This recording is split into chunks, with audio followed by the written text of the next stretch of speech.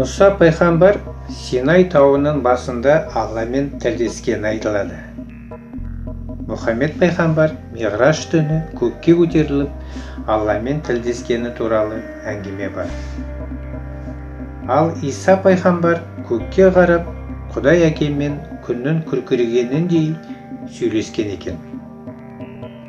Бұл да еш себепсіз ойша жору арқылы солай болуы тиіс деген пендешілік құрғақ қиялдың жемісі сияқты.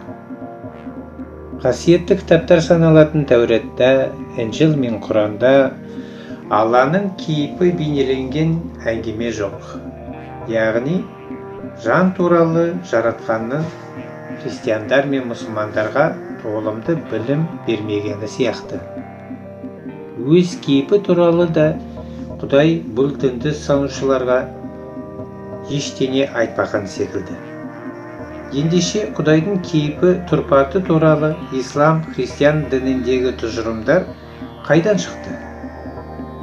Ислам дінін ұстанушылардың Алла туралы түсінігі қиял ғажайып ертегі сияқтанып келеді. Ислам дін ұстанушылардың түсінігінше Алла жерде де, көкте де емес, яғни оның тұрағы жоқ. Алланың көзі, қолы, аяғы, жалпы тұрпаты жоқ. Алла ештеңеге ешбір мақұлыққа ұқсамайды. Тағы да тағысы.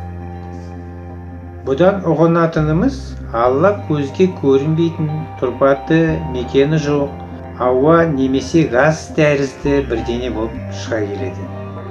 Ол бірдемені сонда адам баласы қалай танымақ?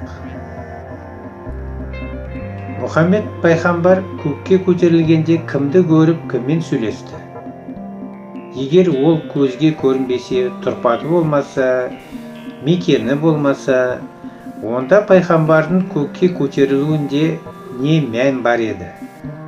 Миғраж түнінде пайғамбар көкке көтеріліп, Алланың тұрағына барады. Бұл туралы пайғамбардан естіген әңгімелер негізінде жазылған сахабалардың жазбаларында айтылады және бұны ешқандай мұсылман баласы теріске шығара алмайды.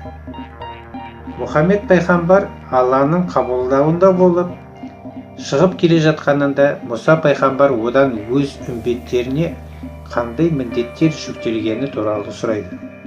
Мұхаммед пайғамбардан мұсылмандарға күніне 50 рет намаз оқу парыз етілгенін естіген Мұса пайғамбар оны орындау мүмкін еместігін, азайтуды сұрау керектігін айтып ақыл береді. Мұны жөн санаған Мұхаммед пайғамбар Аллаға қайта беріп, парыз етілген намаз санын азайтуды сұрайды. Осылайша Мұхаммед пайғамбар Аллаға бірнеше рет кіріп, саудаласып, күн сайын оқылатын намаз санын 5-ке дейін қысқартқан екен.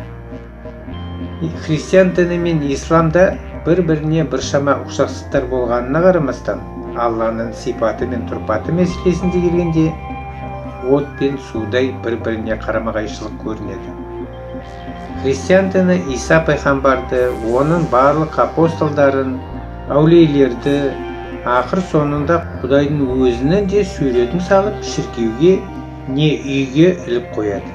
Ал ислам діні өкілдері пайғамбардың да, сахабаларының да суретін салмайды, харам ширк дейді және Алланы тұрпатсыз, мекенсіз, жайсыз деп түсіндіреді.